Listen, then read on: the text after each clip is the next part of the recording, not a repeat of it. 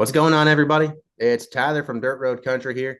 I've got a great guest right next to me, and he's already got a really impressive resume for how young he is. I mean, he's on the road to Post Malone. He was in Ernest's band. He's getting ready to put music out on his own. The Ernest Cadillac sessions are coming out. Chandler Walters joins me. It is an absolute pleasure. How you doing? I'm doing great, bro. How are you? I'm great. Thanks so much for joining me. How does it feel getting ready to put out the Cadillac sessions? I'm beyond excited, honestly. There's been a lot of planning, a lot of waiting for it, and I feel like it's time. The world's ready to hear our music, and I'm ready to put it out there. So I'm very excited. Yeah, so you've already been a big part of a lot of things. Like I mentioned, you were in Ernest's band, you're touring with Post Malone and his band. How has all that helped you prepare for becoming an artist on your own and putting out your own music? Yeah, I mean, Ern and I were like best friends, we're brothers, and I spent 2.5 years on the road with him, and getting to like firsthand watch, and it applies with Post too, like firsthand watch, Earn do his thing and how he runs his business and how he treats people and, learn. It's just you learn how to operate, behind the scenes a lot. And it's the same way with Post, Post again, he's like one of the biggest scale artists, in the world. And, again, I get to see firsthand like what goes on behind the scenes and how I would act in those situations and how they act. It's like it's a lot of learning. It's a lot of learning. It's good stuff. Yeah, But I think it definitely prepared me, in the writing sense too, because I've written for both of them. So it's like it's kind of gives my music a direction to go and things to write about. yeah, for sure. And speaking of songwriting, I wanted to mention a couple songs. I've got a little list here written down because you have a lot of cuts over the past couple of years with them. You wrote "I Had Some Help," "Why Dallas," "Who Needs You," "Right About You," "One More Heartache." And the question I've got from all that is, those are all very different style songs. I mean, "I Had Some Help" is like it's a song for everybody with like that pop country sound.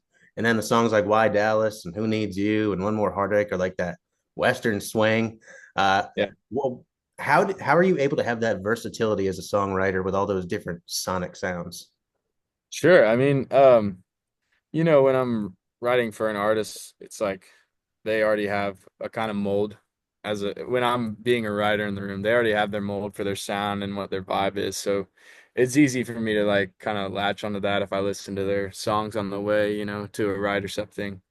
Um, but as far as like the swing stuff, I mean, I believe what you put in comes out. So I listen to a lot of old school music. That's what I love. I love the old Texas swing stuff, like the stuff that George did, Mhm. George Strait, and the twin fiddles and steel guitars. It's like that's everything I'm about. So that kind of music naturally comes out of me, and I'm glad that other people like it too, because I feel like it's a lost art.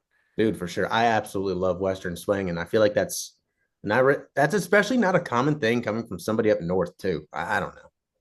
Sure. But, you know, with all that said, I mean, you're doing this thing called Walter's Western Wednesday and you're playing all these cool songs and stuff. What's that like for you getting to put your stuff out there and playing for a full bar of people? Yeah, it's great because like I originally started it as like I wanted to keep myself fresh musically. Like I hadn't played lead electric guitar in a couple of years, and when I play Western Wednesday, I'm lead electric, and that's like something I used to do in high school a lot, and but it's been a couple of years since I've been playing pedal steel for everybody. So it started as just a thing for me to keep sharp, and I wanted to find a band and find the players in Nashville. So, once a month I'd have this thing where we'd all get together on a Wednesday and I would trade out different players and see what worked and well, whoever's schedule allowed it to, but like I really learned like my place and how to kind of be the front man again. And I used to play gigs like that in high school all the time where it was like little trio gigs in someone's backyard or some shit, but and it's a lot different now. I mean, but we just wanted to do it because we love country music and we wanted a place for people to come and not pay and just have a good time. And it's like a little midweek booster thing. So it's actually tonight. So we're getting ready here. We're rehearsing. There we go. I love that. Now, how did you get into playing the pedal steel guitar? Because a lot of people would say that might be the hardest instrument to play.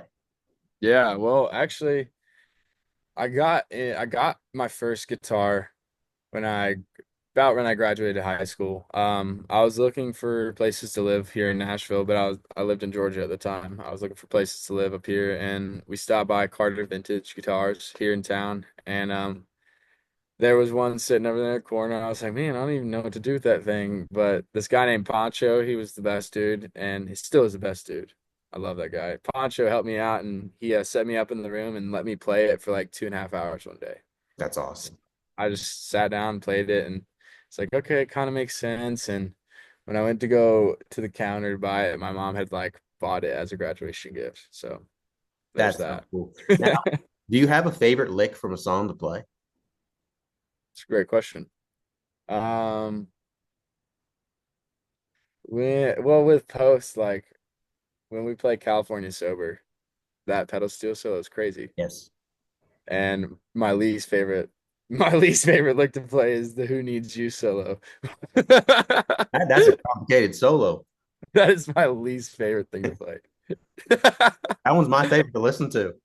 Well, it's my favorite to listen to. It's like I wrote this music thinking that I'd never have to go and play it live. And then Post was like, come join me on the road and play steel guitar.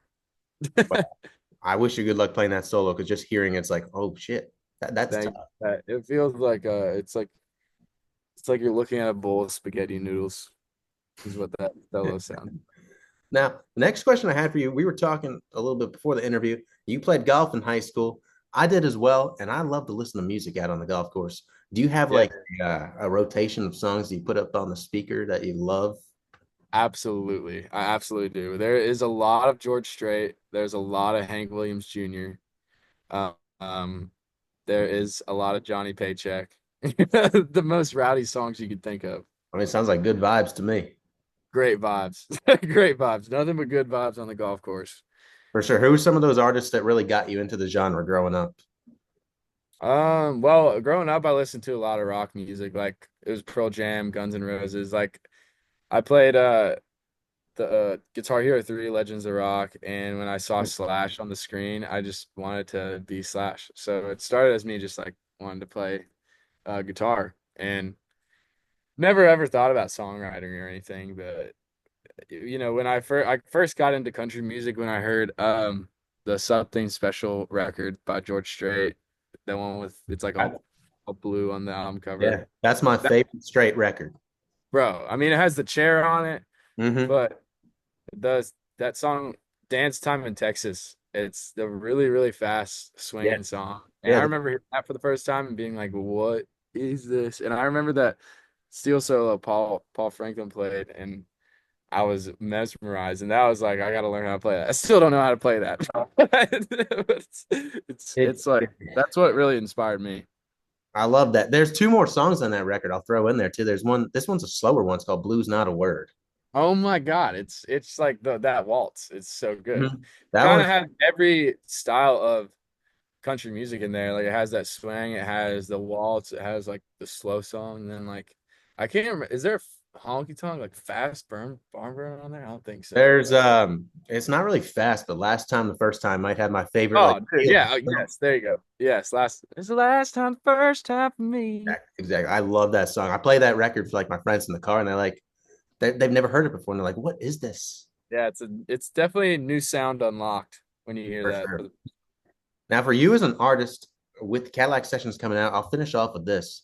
We know Chandler Walters, the musician. We know Chandler Walters, the songwriter. Who is Chandler Walters, the artist? If you had to describe Yeah, it, dude. fans to get them excited. Um, well, I mean, if we're gonna reflect me, I'm a young kid who loves to have a lot of fun, and and that's really the basis of everything. We're talking about life, we're talking about girls, we're talking about drinking a lot of beer, and I mean, yeah, to encapsulate my artist self, that's kind of what it's all about. We're about having fun. Hey, that fun is the key word. That's what country music is to me. I like blaring everything up on the speakers. We're not having fun. We're doing it wrong. I agree. Well, folks, if you didn't like what you heard, you're crazy. You should go follow Chandler on Instagram, TikTok, all the social media platforms you can find him on. Go on tour, see him with Post Malone. Get ready for the Cadillac Sessions. It is going to be awesome. Chandler, I appreciate you joining me. It was a pleasure. Thank you, sir. You got it. See you guys next time.